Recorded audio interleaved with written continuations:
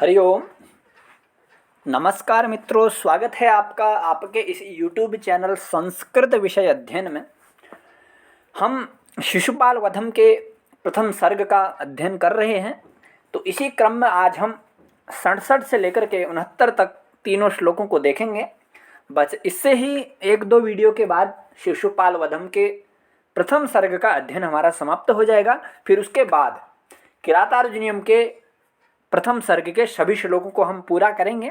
पूर्व वाले कई वीडियो बनाए हैं, उसमें किरातार्जुनीयम के कुछ ही श्लोक बचे हैं, तो उसको पूरा करेंगे। तो जो भी आगामी संस्कृत परीक्षाओं की तैयारी कर रहे हैं वह अवश्य रूप से वीडियो देखें और अध्ययन करें। तो आइए आज का अध्ययन आरंभ करते हैं। तो यह श्लोक पढ़ते हैं। शिशुपाल वधम का 67वां श्लोक है। यह नारद जी बोल रहे हैं भगवान श्री कृष्ण को। अमानवं जातमजं कुले मनोः प्रभाविनं भाविनमन्तमात्मनः। अमानवं जातमजं कुले मनोः प्रभाविनं भाविनमन्तमात्मनः। मुमोच जानन्नपि जानकीं न यः मुमोच जानन्नपि जानकीं न यः सदाभिमानैकधना हि मानिनः सदाभिमानैकधना हि मानिनः। तो इस प्रसंग में जो देवर्षि नारद हैं वो भगवान श्री कृष्ण को उस रावण के विभिन्न अवतारों का, उस रावण के प्रताप का, रावण के महत्व का वर्णन कर रहे हैं। तो इस श्लोक में भी वह रावण के बारे में बताते हैं कि रावण किस प्रकार का अभिमानी पुरुष था, किस प्रकार के उसने अभिमान को धारण किया था।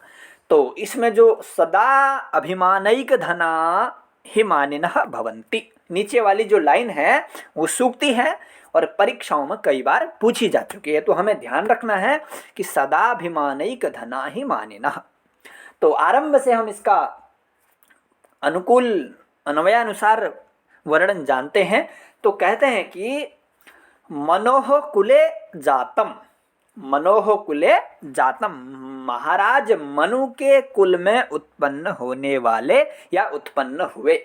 मनोह कुले जातम अमानवम, अर्थात जो मानव नहीं है, अर्थात वो साक्षात देवता है। और अजम, जो अजन्मा है, जिसका जन्म नहीं हुआ है, तो वो परमेश्वर है। और वो कहाँ उत्पन्न हुआ है?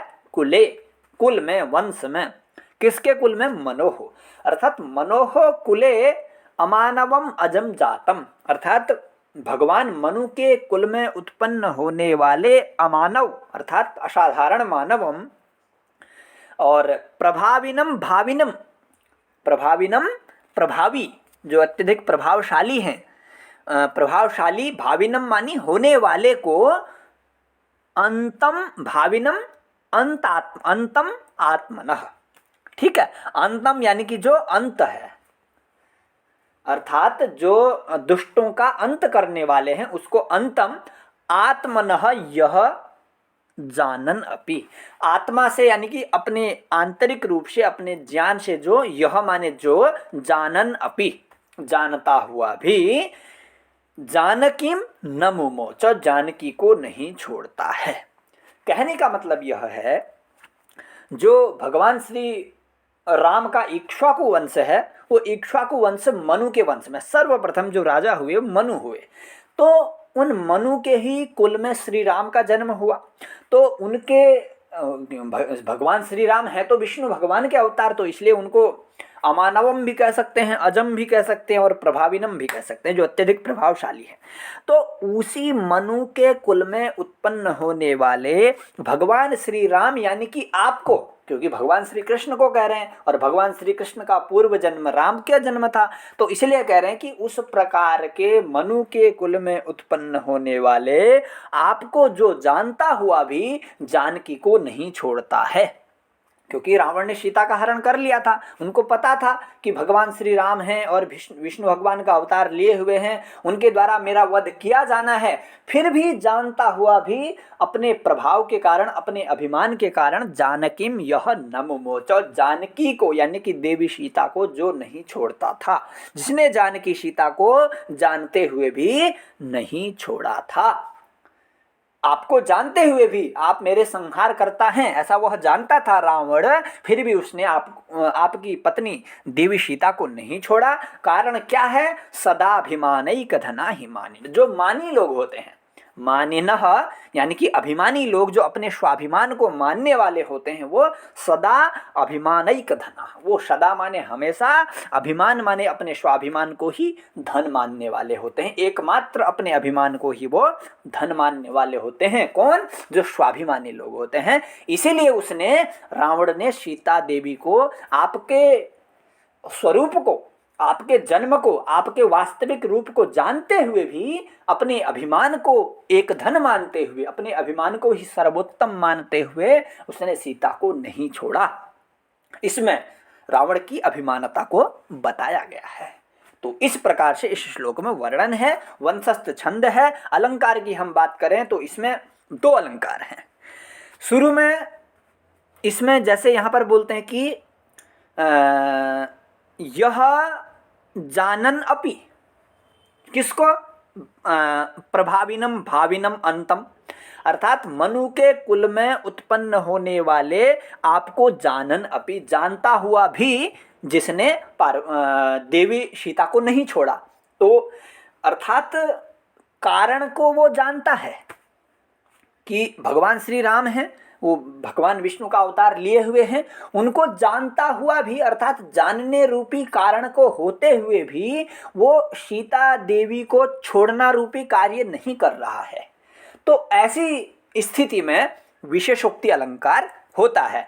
तो विशेषोक्ति अलंकार का जो लक्षण आचार्य मम्मट ने दिया है, वह लक्षण है कि विशेषोक्तिरखंडेषु कारणेषु फलावचः, अर्थात जहां पर कारण का निषेध नहीं हो रहा है, कारण विद्यमान है फिर भी कार्य नहीं हो रहा है, अर्थात कारण तो है ही ना, रावण राम जी को पहचानता तो है ही अच्छी प्रकार से, फिर भी वो सीता को नहीं छोड़ रहा है, तो कार्य नहीं हो रहा है। तो इसलिए यहाँ पर पहला अलंकार तो विशेषोक्ति है, और दूसरा सदाभिमानैक धना ही मानिनः, ये जो नीचे वाली लाइन है वो ऊपर वाली तीनों लाइनों का समर्थन कर रही है, क्योंकि ये विशेष लाइन है, ऊपर वाली सामान्य लाइन है। तो सामान्य पंक्तियों का जहां पर एक विशेष पंक्ति समर्थन करती है, वहां पर अर्थांतरन्यास अलंकार है। तो सामान्य से विशेष का तथा विशेष से सामान्य का समर्थन हो रहा है, तो इसीलिए अर्थात ऊपर वाले में उसकी अभिमान की विभिन्न स्थितियों को बताया कि वो नहीं छोड़ रहा है, नीचे वाले में बता दिया कि अभिमानी जो लोग होते हैं वो ऐसे ही रावण की तरह होते हैं, तो समर्थन कर दिया गया। तो इसीलिए इस श्लोक में ये 2 अलंकार हैं। प्रधान रूप से यदि परीक्षाओं में पूछा जाता है तो इसमें अर्थांतरन्यास अलंकार ही हमें सही लगाना है। तो इस प्रकार से 67वां श्लोक हमारा समाप्त होता है। आइए अग्रिम श्लोक की ओर बढ़ते हैं। आप सभी से मैं एक बार निवेदन करना चाहता हूँ, यदि आप चैनल में अध्ययन कर रहे हैं तो चैनल को सब्सक्राइब अवश्य करें, ताकि इससे हमें पता चले कि लोग पढ़ने वाले इसमें जुड़े हुए हैं और हम अपना निरंतर अध्ययन और आगे बढ़ाने का प्रयास करेंगे। आइए आज का अग्रिम श्लोक हम देखते हैं। स्मरत्यदो दाशरथिर्भवन् भवान् अमुं वनान्ताद्वनितापहारिणम्, स्मरत्यदो दाशरथिर्भवन् भवान् अमुं वनान्ताद्वनितापहारिणम्, पयोधिमाबद्धचलज्जलाविलम् पयोधिमाबद्धचलज्जलाविलम्, विलङ्घ्य लङ्कां निकषाः निश्यति, विलङ्घ्य लङ्कां निकषाः निश्यति। अब इसमें भगवान श्री राम ने रावण को मार दिया है, इस प्रकार का वर्णन इसमें है।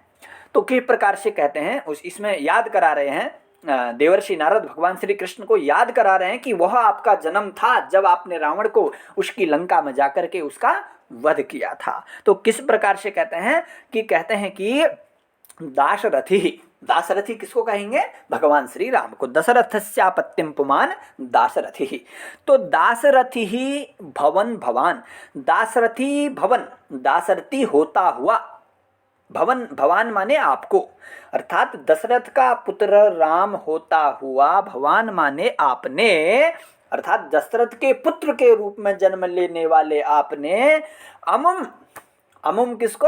अमुम रावणम वनांताद वनितापहारिणम, और कैसा है वो? वनांताद यानी कि वन से, वन के मध्य से, वनिता अपहारणम, वनिता यानी कि सीता पत्नी, उनका अपहरण करने वाले, अमुम आप इसको लंकाम निकषा हनिष्यति, लंका के समीप मारा था।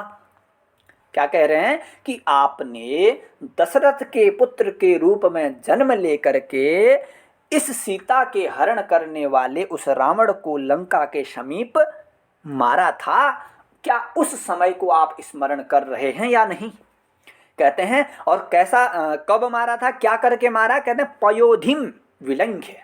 पयोधि कहते हैं समुद्र को, तो पयोधिम विलंघ्य आप सभी जानते हैं समुद्र को लांघ करके, समुद्र को पार करके ही भगवान श्री राम ने रावण को मारा था। तो पयोधिम विलंघ्य लंकाम निकषा हनिष्यति, यानी कि मारा। किसको मारा? अमुम, अमुम कम किसको? वनांताद वनितापहारणम, वन से सीता का हरण करने वाले को आपने दशरथ का पुत्र होते हुए मारा था। आप जिन जिन पंक्तियों को मैं बता रहा हूं उन पर ध्यान लगाएं। अंतिम में इसका एक जो 2 लाइनों में अर्थ है वो भी बताऊंगा। तो और वो पयोधिम विलंघ्य लंकाम निकषा हनिष्यति, निकषा के युग में द्वितीय विभक्ति है, तो लंकाम, लंका के समीप मारा था समुद्र को पार करके। और वो समुद्र कैसा था? आबद्ध चलत जलाविलम, ये जो विशेषण है पयोधि का है। तो आबद्ध चलत जलाविलम का मतलब आबद्ध माने बांधने से। क्या पुल बांधा तो पुल को बांधने से चंचल जल होने के कारण मलिन हुए पयोधिम, अर्थात आबद्ध यानी कि पुल बांधने के कारण, और फिर पुल बांधा तो उसमें वो जल चंचल होने लगा, उस पर प्रभाव पड़ा, और चंचल होने के कारण, हिलने के कारण वो जल कैसा होगा? आविल हो गया, अर्थात मलिन हो गया।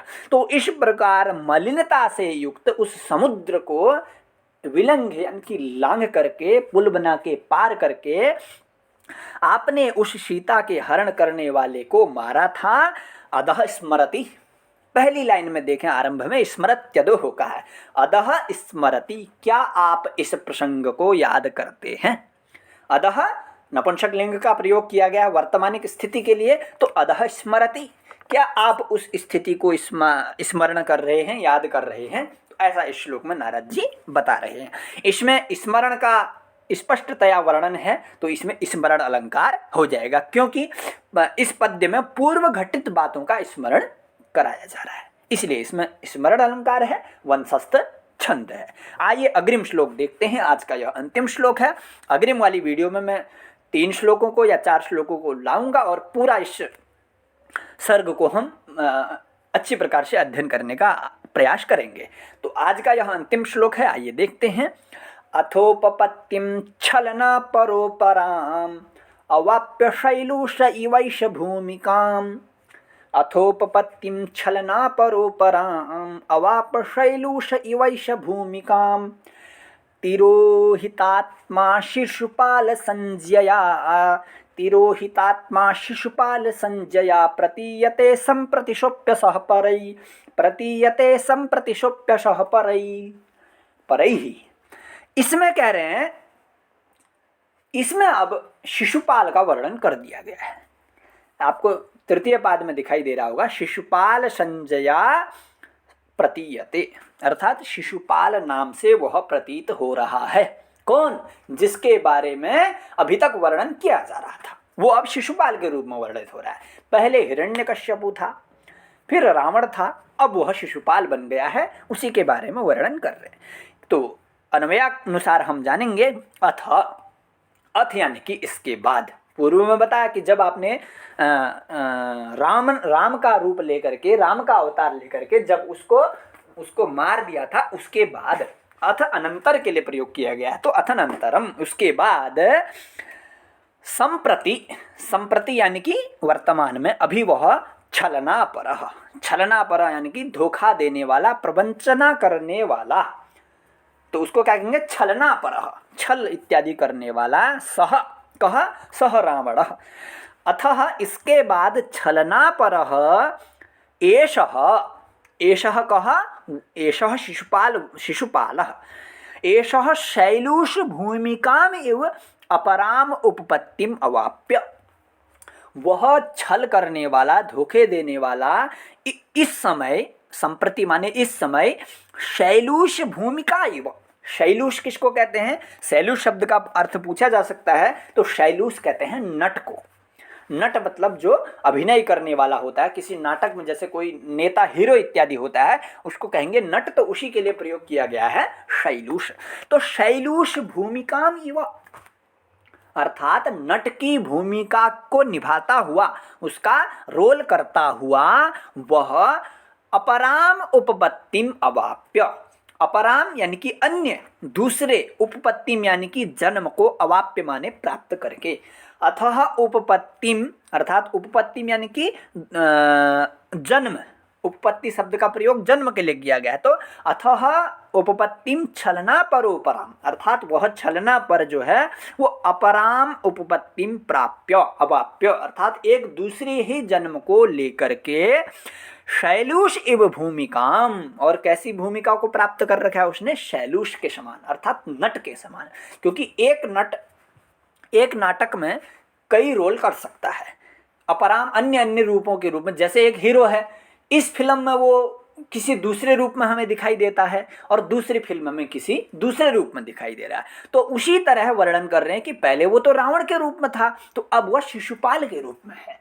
किस तरीके से? जिस प्रकार एक शैलूष होता है, इस प्रकार जैसे एक नट होता है, तो नट की तरह एक दूसरी भूमिका को प्राप्त करके तिरोहितात्मा, छलना परह का विशेषण है तिरोहितात्मा, वो तिरोहित करने वाला, तिरोहित माने आत्मा को छिपाए हुए, अपने आप को छिपाने वाला, तिरोहितः आत्मा, अर्थात तिरोहितः आत्मा येन सह, सह तिरोहितात्मा, अर्थात छुपा दिया है जिसने अपने आप को, अपने वास्तविक रावण, हिरण्यकश्यप इत्यादि रूपों को छिपाता हुआ, संप्रति शिशुपाल संजया, अब वह शिशुपाल के रूप से होता हुआ, सो अपि परैहि असह प्रतीयते, परैहि सह असह, असह कहने का मतलब है वह न होता हुआ, वह नहीं है, वह न होता हुआ भी परैहि प्रतीयते, दूसरों के द्वारा जाना जाता है। न प्रतीयते कहने का मतलब है वह जाना तो नहीं जाना जा रहा है, वास्तविक रूप से सामान्य लोग तो उसको पहचान नहीं पा रहे हैं, लेकिन वह परैहि, दूसरों द्वारा उससे भिन्न समझा जाता है। अन्य लोग वैसे तो वो असह कहने का मतलब है नहीं, न सह असह, जो नहीं है, अर्थात है तो वो वास्तविक रावण, कोई दूसरा तो है ही नहीं, है तो हिरण्यकश्यप का ही दूसरा तीसरा अवतार, तो वो न होता हुआ भी, दूसरा न होता हुआ भी परैहि शिशुपाल संजया प्रतीयते, वो दूसरा न होता हुआ भी दूसरा दिखाई दे रहा है, दूसरा मतलब शिशुपाल दिखाई दे रहा है। यहाँ पर विरोध है, यदि कोई असह जो है ही नहीं वो फिर भी दिखाई दे रहा है, तो इसका यदि हम इस पर तरीके से विरोध करते हैं तो विरोधाभास करेंगे, वो शिशुपाल संज्ञा से प्रतीत हो रहा है। ऐसा नहीं है कि वो न होता हुआ भी दिखाई दे रहा है, न होता हुआ भी दिखाई तो दे रहा है, लेकिन वो शिशुपाल के रूप में दिखाई दे रहा है, तो विरोधाभास की भी थोड़ी सी इसमें झलक दिखाई दे रही है। तो इस प्रकार से इसमें शिशुपाल का वर्णन कर दिया गया कि जो शिशुपाल है वो नट की तरह भूमिका निभाता हुआ दूसरे रूप में, शिशुपाल के रूप में लोगों को प्रतीत हो रहा है। तो इस प्रकार से इसमें इव, शैलूष इव कहा है तो ये तो स्पष्ट उपमा ही है, तो उपमा अलंकार की इसमें प्रधानता है और विरोधाभास भी थोड़ा सा है। तो आज के श्लोकों में बस इतना ही वर्णन है। अब अग्रिम वीडियो में आगे के श्लोकों को लेकर के आऊँगा। अब मात्र शायद 5 या 6 श्लोक बच गए हैं, 5 श्लोक बचे हैं, तो उनको मैं अग्रिम वाले वीडियो में संपूर्ण तरीके से पढ़ाने का प्रयास करूँगा। तो आज के वीडियो में बस इतना ही। आप सभी का धन्यवाद, नमस्कार।